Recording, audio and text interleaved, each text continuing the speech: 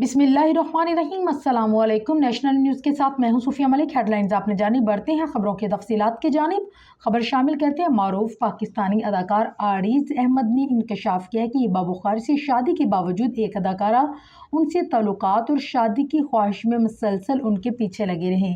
हिबा बुखारी और आरीज अहमद ने हाल ही में निदा यासर के रमज़ान शो में शिरकत की, जहां दोनों ने अपने दवालिज ज़िंदगी और दीगर मौज़ूआत पर तफसील से बातचीत की।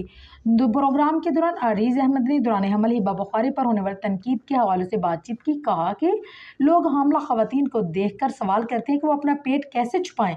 आरीज ने कहा कि क्या हामला खातून अपना पेट घर पर छोड़ कर आए।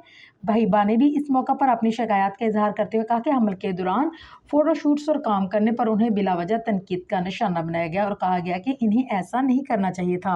अदाकारा ने सवाल उठाया कि क्या हामला होना कोई बीमारी है या क्या ये कोई मायूब अमल है कि उन्हें काम नहीं करना चाहिए था।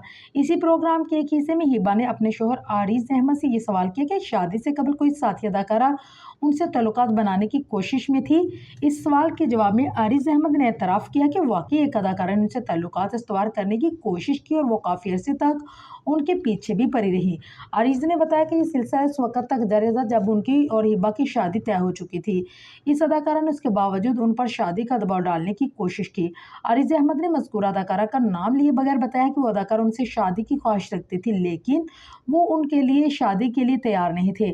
आरीज का कहना था कि अगरचे उनकी शादी हिबा बुखारी से ना होती तब भी वो उससे अदाकारा से शादी नहीं करते जो मुसलसल उनके पीछे पड़ी हुई थी।